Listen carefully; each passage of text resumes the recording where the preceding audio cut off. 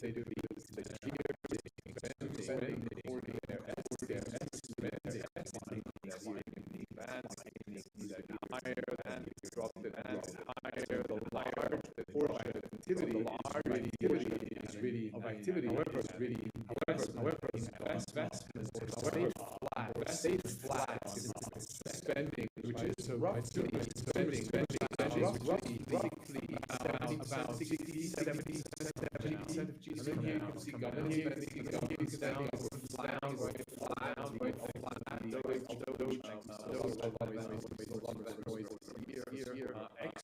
exports slightly up from year. Imports huge drop, which minus loss. So I guess that's the difference there. So in the economic calculation,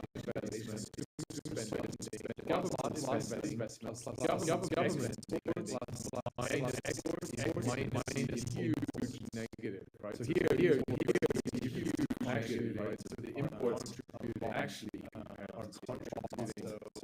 So that is really driving. Those are elements. I think what's impacts downwards and they anticipate is really here spending, which is about 30%. Where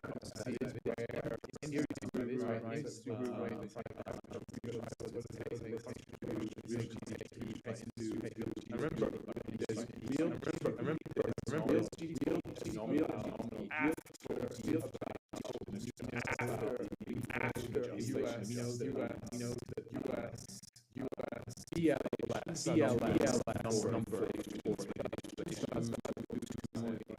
in Q1, bear in mind that bear in mind. So they track PCE, they find not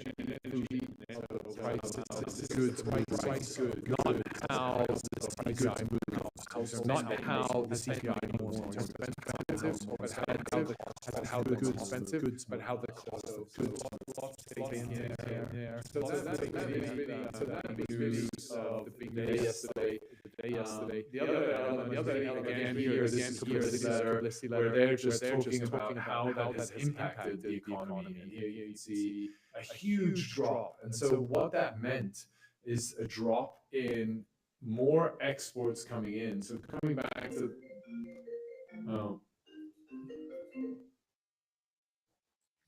something's going on. What's up? There's an echo on both X and YouTube. Okay. I don't know why we have an echo. Let me just see if I can fix that.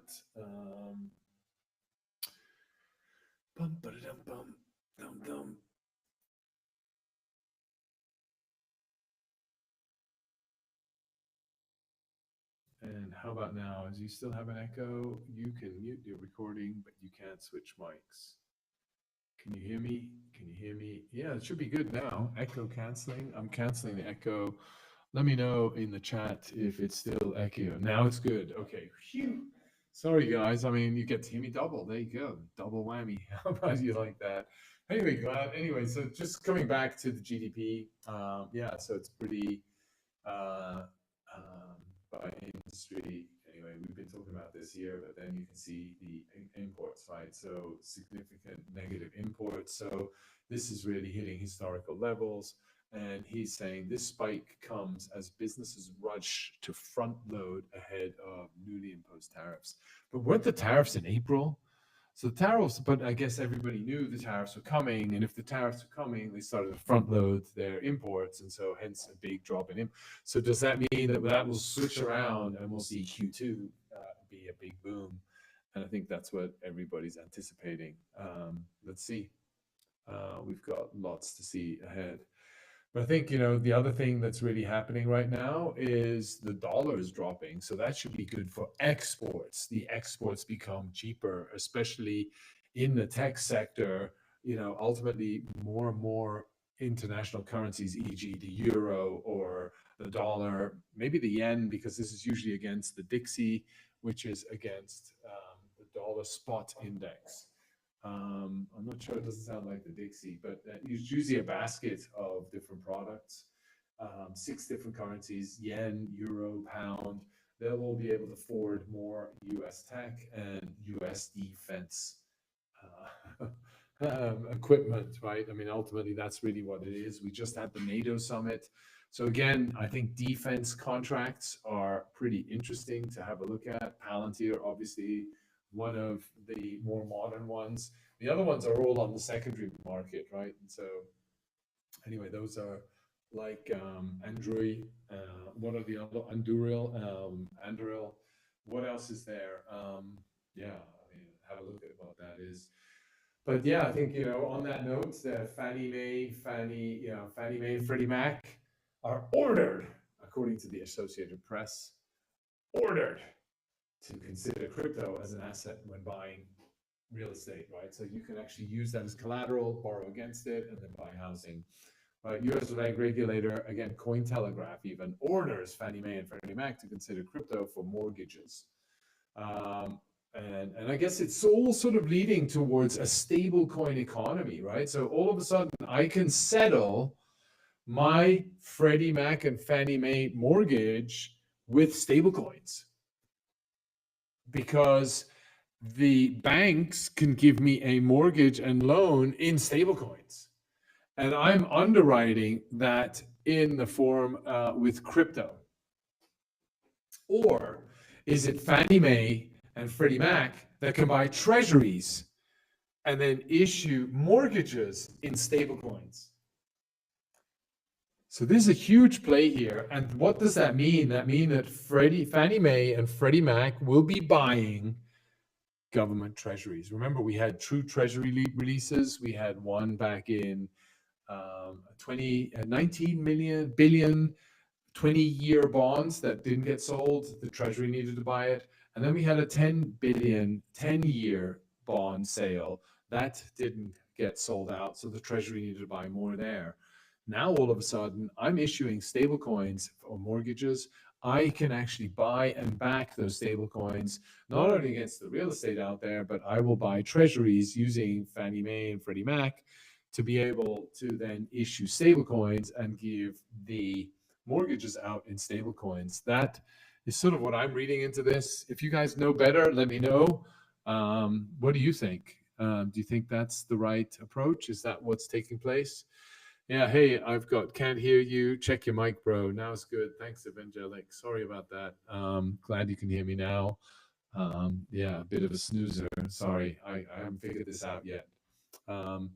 But anyway, yeah, the other thing, again, crypto is growing. Crypto is becoming more and more important in the portfolio of people. And I talked about it on Tuesday, and here again, you're seeing now Indian ruling party. So we do the Truflation Index for India. The Indian ruling party is considering to establish strategic Bitcoin reserve.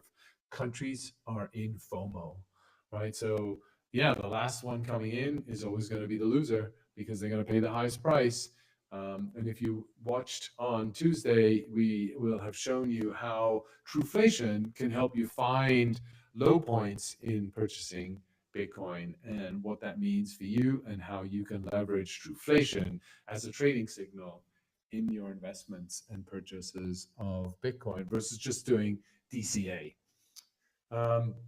Yeah, so more and more people buying Bitcoin, so crypto assets becoming more and more an important part of people's portfolio, number one, but also in their day-to-day lives and for payments and other activities.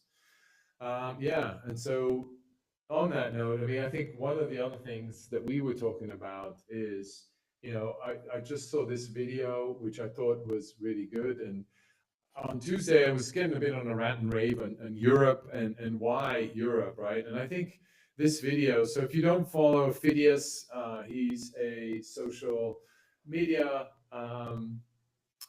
parliamentarian. So he's actually a part of the EU Parliament representing Cyprus.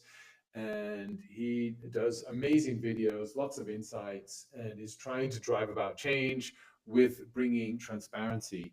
And he sat down here with, oh, it's not Mersheimer. It's what's his name? Jeffrey Sachs. Jeffrey Sachs, who's an economist, and he's been an advisor to a lot of different government officials around Europe and Asia.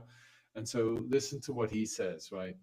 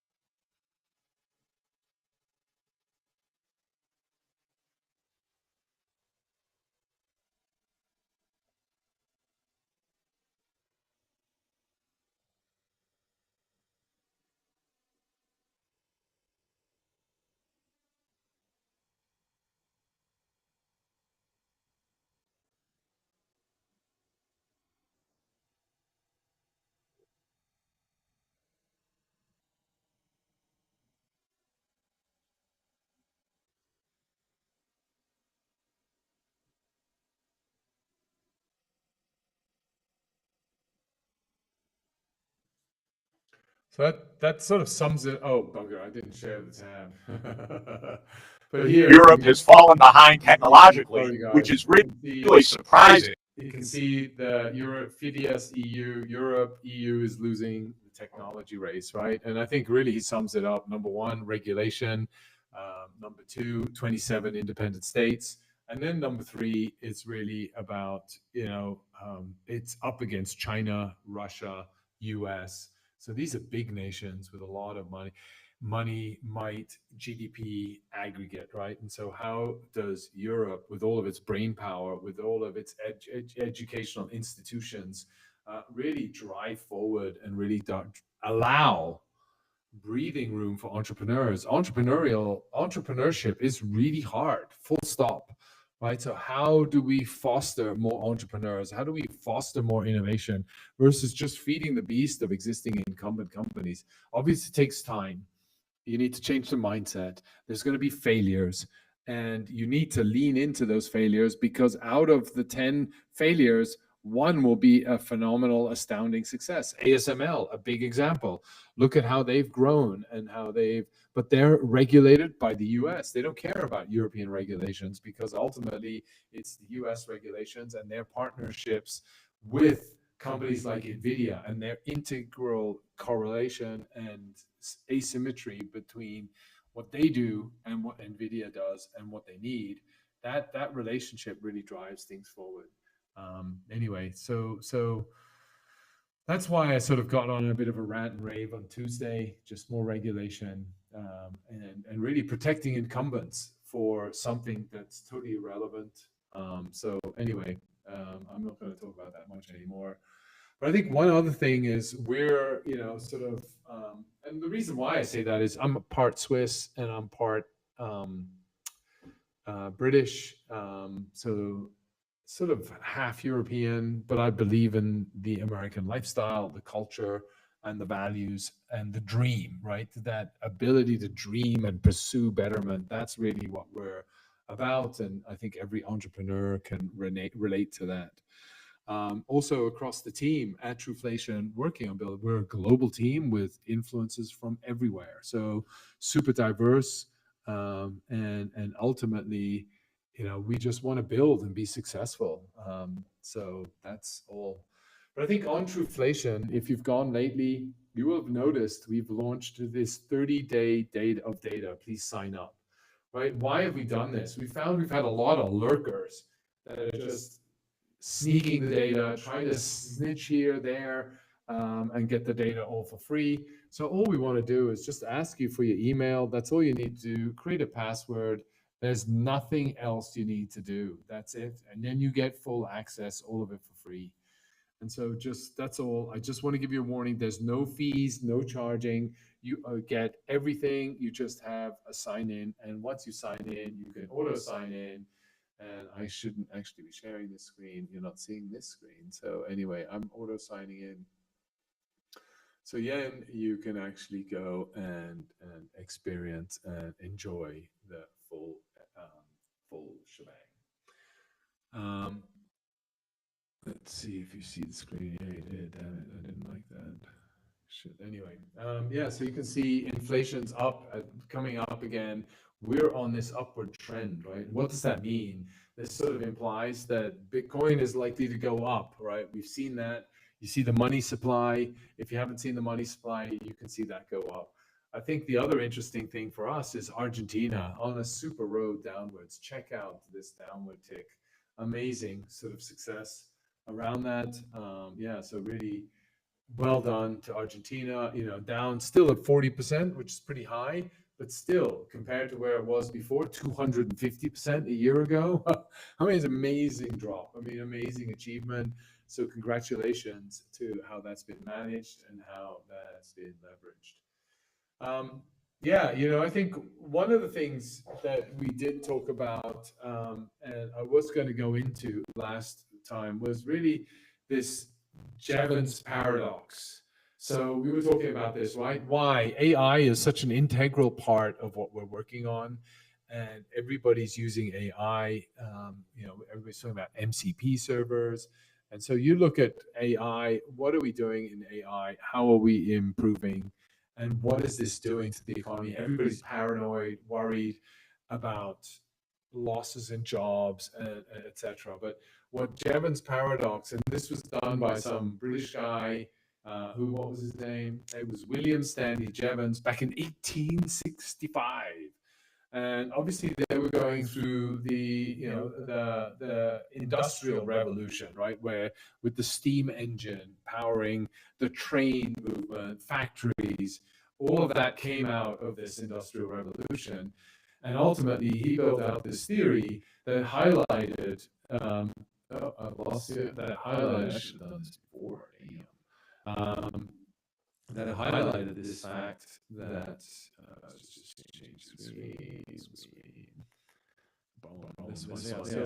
So for every improvement in productivity drives down a cost associated with a product or with IT services, etc. And so now here you can see this has been translated from the Industrial Revolution with the engine, etc., and now adjusted towards IT services, right? And so AI services, right? AI is bringing down the cost.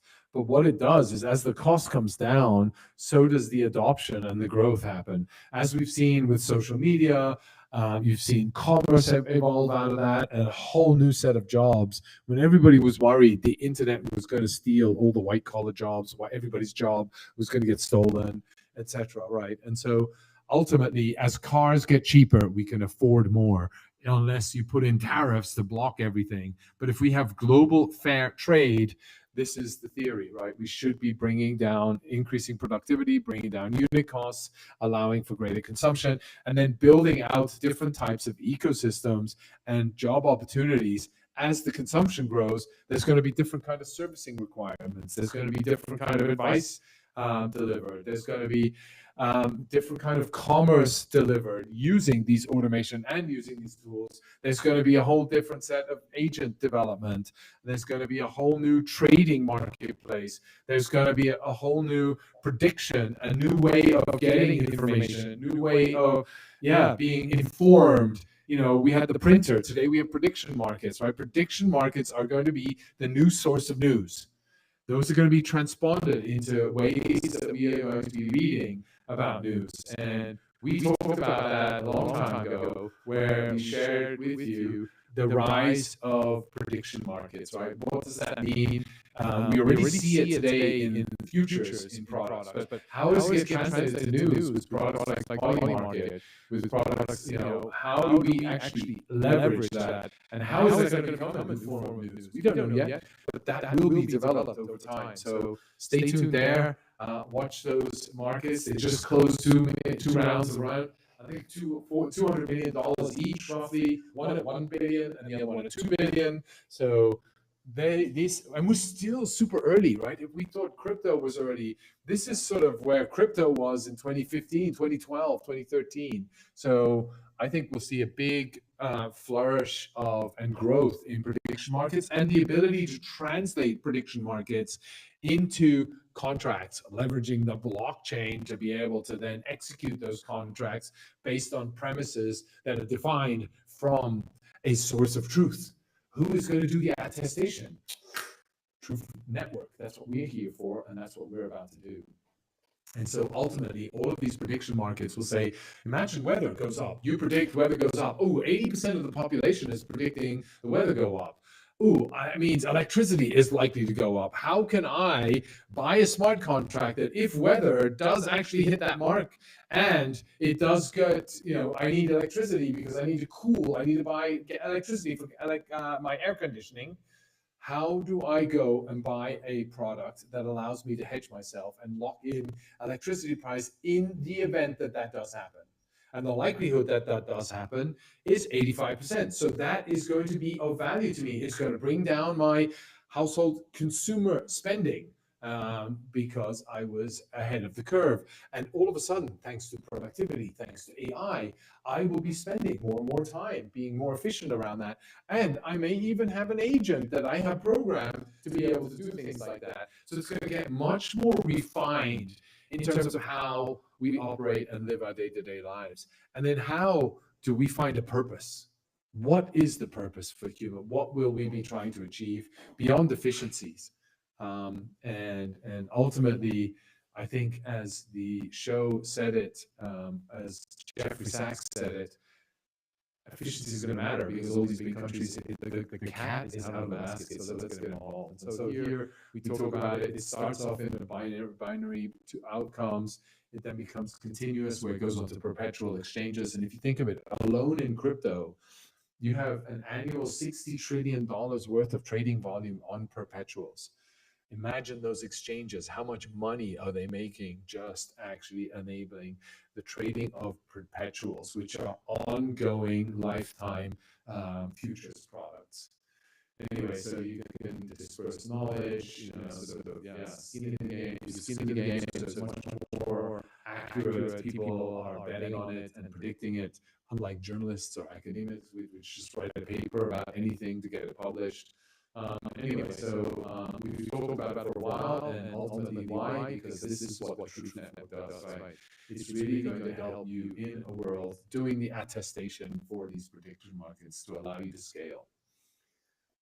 And, what is a prediction market? Well, we've built one here on index.fund. Go check it out. You could build your own, not yet, but if you sign up now, you get some credits and you can start trading and betting here. The likelihood that it's going to go down, the Pelosi market, is 83%. So you can see that. What does she have in her prediction market? Excuse me. So she has all these different assets in there. So you can follow Nancy Pelosi and trade on that. And according to Anthony Pompliano, you can see she's the GOAT. She outperformed every major hedge fund and Wall Street last year. So she did well. And now anybody can come and trade her portfolio. What she buy, how she buy it, etc. So check that out on index.fund if you haven't already. And follow the GOAT. You can see that here. Good video. Check it out. And Nancy stuff. So you can search that up. Use that. That's cool. I want to come to hearing. There's lately we know last week. Stefan, how many premium subscribers do you have?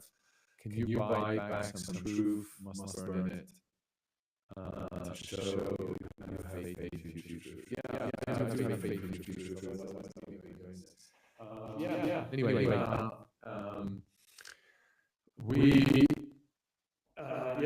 so what I wanted to talk about, that was who was that? Chico Zerum, Dominic Chico Zerum. So he was asking that question. He was asking me to check my mic too, so thanks. We'll be sharing more about that with you. We're in the development phase. But listen to this, and then you understand what we're up against and how smart and how aggressive we need to be in order to be up against this. So Jerome Powell, FOMC meeting, they didn't raise interest rates. They got a lot of criticism. He's been now in front of a House hearing and now the Senate banking panel on this. And this is the question that he gets asked. And this is about FedNow. FedNow is really the economic reporting platform for the US government, and here how they operate. So you tell me what we should do, Dominic, what you think.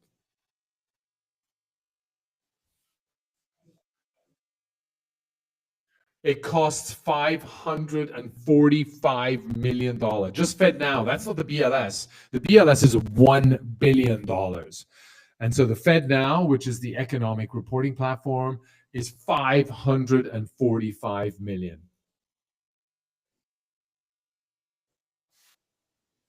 He's never really liked it, right? And so guess what? We are offering the government this for free.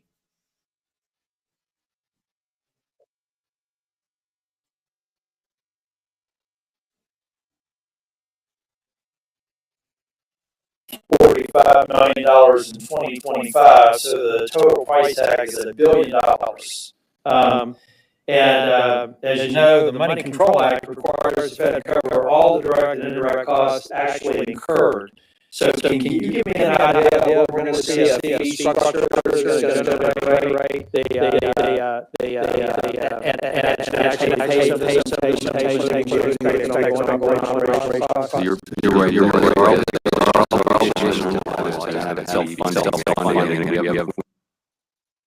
So there, hopefully there's no echo now. Let me know if there's an echo. Can you hear me? It's horrible. Oh, damn it. Yeah. Oh, that's super weird. And it's getting worse. How's it getting worse? I'm not doing anything. Oh my.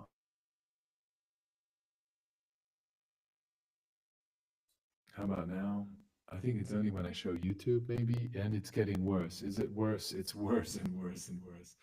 Oh man, if I stop now, I might as well end the whole show. But anyway, check out the video. It's basically, they're supposed to be breaking even, and it doesn't seem to, they're not hitting that, right? And they've got to innovate, they've got to upgrade, they've got to improve.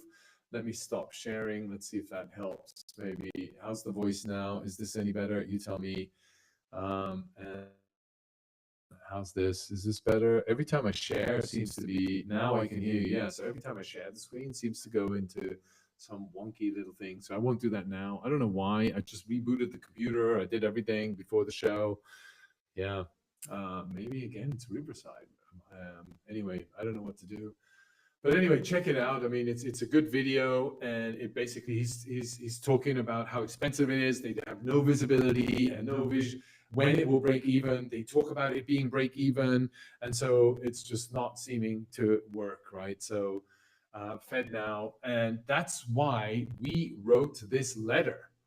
I don't know if you have, but 545 million to run FedNow. They need to do a maintenance upgrade. That's upgrade infrastructure, IT systems is 245 billion, and they have no visibility when it's going to break even. So you tell me, Dominic, what do you think we should do? Should we just go and show that we've got all this money and we buy back all the tokens so that we can't actually grow and scale and win the business with the government like we did with Argentina? I personally want to grow a business. I want to make a mark in the world. And I think your investment, your holding, and the Truth token is so undervalued because this will become a reality. And as this does become a reality, the value will grow far and above and beyond what we're seeing with some of these prediction markets, especially if we win in the prediction market space. But here, I'm going to share the screen. You tell me if the voice goes bad again. But we wrote this letter, and the reason why I offered this for free, we will do all of this for free. Why? Because number one, we don't need to go government approval. We did try to work with BLS to get this done. It was just really impossible to get that approved. They just ghosted us, and they came back, and we filled out all the forms to get recognized. And I think, they do know about Truflation, and they do know about the Truth Network. right? And we make this available to everybody, and you get attestation of that this data is coming from FedNow. So you can still aggregate all the data. You don't need to maintain the front-end visual. You've got a network of node operators that can all be in the US that can actually house and manage the database. It's all in SQL. Anybody can write with it. You don't need to index the data, write it back onto the blockchain, take it off the blockchain, re-index it, and when I don't raise my voice, it's better. Okay, I don't know what to do. Yeah, so anyway, you check out this letter. It's on our website. You can have a look at it and see what you like. Anyway, how is this better now? And let me know if this is now better again. But yeah, that's sort of, well, maybe that's why everybody's dropping off or not. Or anyway, here, that was what we wrote. Check out the Truth Network, and it's all about really trying to scale this and allow for anybody to be able to access the data. And two things. Why is it free? You don't need to go through the whole approval process. How do we get paid for this? Ultimately, same way that now is trying to make money. Charge big institutions to be able to access data. How do they charge minimum so get it all the data is free. You want to trade on that station. The data is valuable. Then you need a source of truth, right? That's really what how the Truth Network gets paid. So anybody can subscribe. You can have a dedicated blockchain associated for US FedNow data sets or government-related data sets, which is dedicated, hosts all the data, and then is integrated with all the other networks across the Truth Network using a programming language which is very common, using a database structure that's very common. All the developers use it. You don't need specific complications and indexing, etc. to do that. And I showed that to you on on Tuesday. What that really meant, how that looks. But I'll show you benefits for every CC strategy. How we do a 245 upgrade. All of a sudden, you can now be able to access and doing the Truth Network. Looking a bit like this. So you get the benefit of all of using a SQL query, immediately writing to the blockchain, one single stack. You don't even worry about it. Whereas here, I have custom code, I have JSolidity, JS, I have none of that's limited to control. I have Chainlink, but you can have others. So we're actually building Chainlink adapters into our SDK, so it works with Chainlink standard. But right now, this is what you need to do. So we're trying to simplify this whole process for you, so you don't need to learn all these different languages, integrate it, index everything, write it up, do your compute, and then integrate it into your application, and then write your application back to the blockchain or out onto the Web 2 world. So that's what we're trying to do. Hope that helps. Hope that provides a bit of